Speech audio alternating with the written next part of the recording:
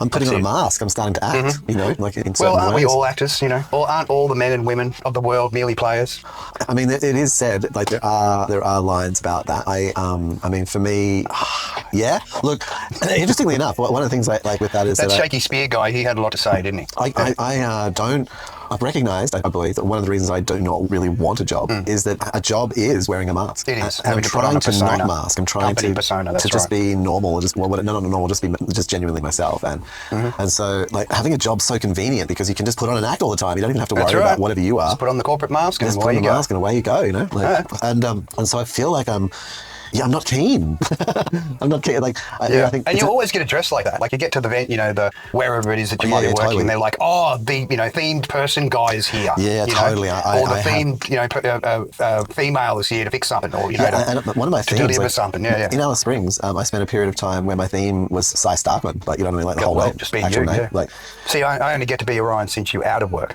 Yeah. Well, no, but the thing is that I wasn't Cy Starkman. Like, I wasn't, like, the thing that they called that, like, when they referred to me, and that would be a full name. Like, I'm saying that because I was actually referred to by the full, it's a particular thing as opposed to being like, oh yeah, Cy, like, whatever. See, I can't use my persona at work. I've got to be the first name, middle name, last name, all caps person. So because it marries up with my ID. If I start using my other name, then they won't recognise me because it doesn't marry up with the ID. But what Cy Starkman was actually the general manager of Red Hot Arts, right? But because that role was a personality, like, it was like involved in various things. The role meant that I was involved with tourism and involved with this, involved with that. Yeah, so there were other departments that you had to deal with as well. Yeah. Well, just other industries, not just departments, like some more industries and across sort of a broader area. And the result of that is that I actually became a named person. That was the thing. It's in a small town, but it was an interesting experience being a named person in a small town. You're the person that does the thing. That's right. Yeah, so that's how I would be introduced by full name, or people would be like, oh, there is that, and some kind of, it was a strange moment. I went for a year or two, a little puzzled about the way it works, maybe. No. I mean, no. I just, but what it definitely is like, even if you are using, your certificated name in the premise of work, yes, and people refer to you by that, then what I'm trying to say is that that they aren't actually seeing that person. Yeah. They're seeing the corporate, the person who holds the policy.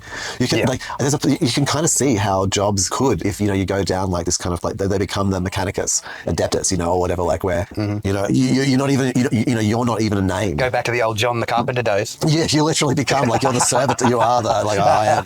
You know, what are you? I'm barista. By name and by nature. That's it. I'm John Barista. Like, that's like.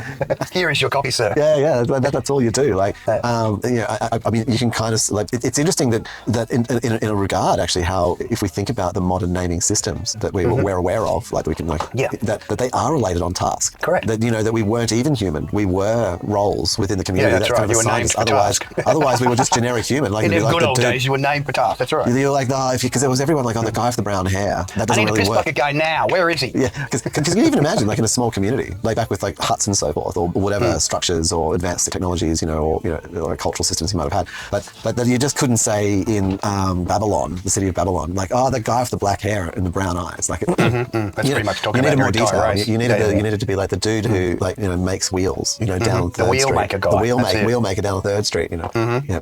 Just next door to the Gorgon knocking shop. Yeah, true. So there you can sort of, but we were functions. So the losing Creative of our identity, purpose. the losing of us actually presenting our identity as ourselves and having this mask that we'd operate within, started happening very early. Like, it's a long time ago. Like, it's not sort of like a recent thing. Like, it's easy to sort of maybe try. Well, and you were pin it on a either modern useful job. or you were cannon fodder, weren't you? You could do something like write or engineer stuff or create stuff, or you were cannon fodder. You were put into the armies and sent off to war. Well, unless you were from some purpose, injury or other sort of maltreatment, most human units are capable of doing most things if given instruction. Yeah, just need guidance.